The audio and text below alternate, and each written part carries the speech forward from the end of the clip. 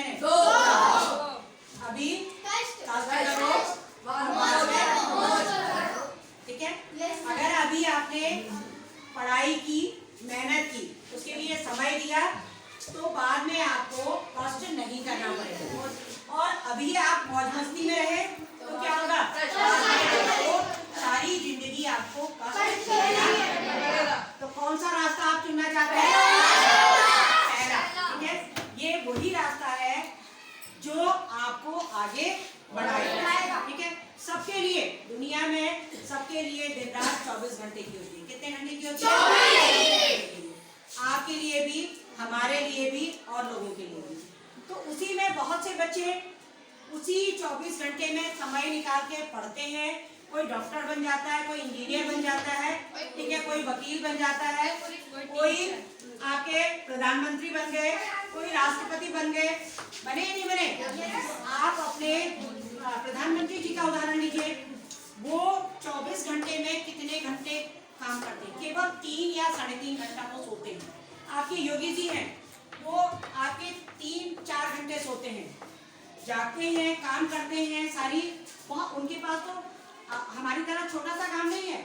पूरे किसको देखना है? पूरे भारत को देखना है। अगर आपके सीएम है तो उनको पूरे प्रदेश को देखना है और सारी व्यवस्थाओं को देखना है।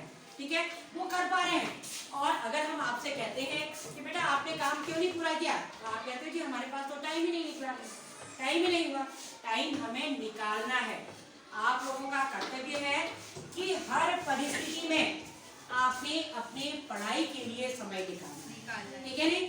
चाहे कोई भी दिक्कत हो, घर में मान लिया कोई बीमार हो रहा है, वो कुछ हो रहा हो, आप या आपको घर का काम करना पड़ रहा हो, काम तो करना ही पड़ेगा और काम करना भी चाहिए क्योंकि वो भी हमारे जीवन के लिए जरूरी है।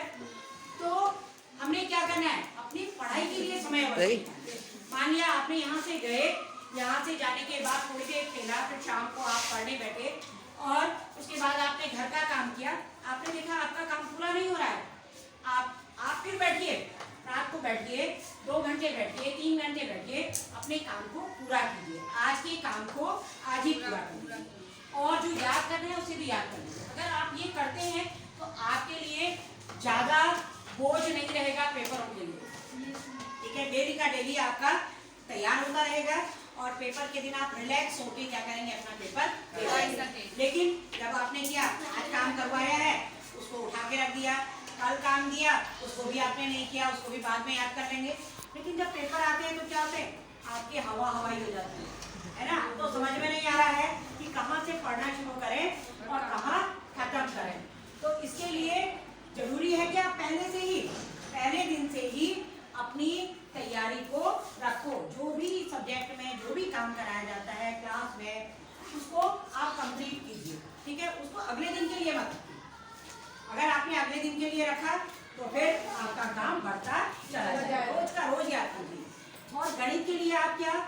गणित जितना आप अभ्यास करोगे, जितना आप उसमें समय दोगे, उतना आपको ज्यादा आएगा और इंटरेस्ट आएगा, मजा आएगा। आप अगर 4 सवाल निकाल पा रहे हो तो आपका मन करेगा मैं 4 निकाल के 2 और निकाल देता हूँ, है ना? और अगर जहाँ नहीं आता है तो वहाँ पे आप क्या कीजिए? उसको नोट डाउन कर लीजिए और अगले दिन को आके अपने क्लास के जो भी टीचर पढ़ाते हैं उनसे पूछ लीजिए। तो उस शंका को वहीं खत्म कर दीजिए। अगर उसका निदान आपने नहीं किया, मान लिया कहीं पे आपकी गाड़ी अटकी, जब क्लास में बताया जाता है तो सारे बच्चे कहते जी मैडम हमें तो आ गया, कहते हैं ना? और जब आप खुद करके देखते हो तो आपको पता चलता है कि आप कहाँ पे रुक गए हो, कहाँ पे आपको नहीं समझ में आया है, वो तब पता चलता है। तो उस चीज को अगले दिन आके पूछ लीजिए। या घर में कोई पढ़ाने वाला है, बताने वाला है तो घर में पूछ लीजिए, नहीं तो स्कूल में आके पूछ लीजिए।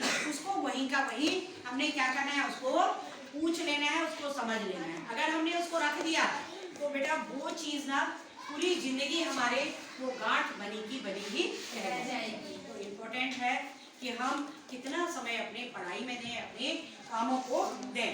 तो सबके लिए क्या है? कितने घंटे हैं दिन रात? 24 घंटे हैं। ठीक है, तो उस 24 घंटों का वैसे आप 8 घंटा सोते हो मैक्सिमम, नहीं तो 6 घंटा बहुत है, चलो 8 घंटा बता दिया।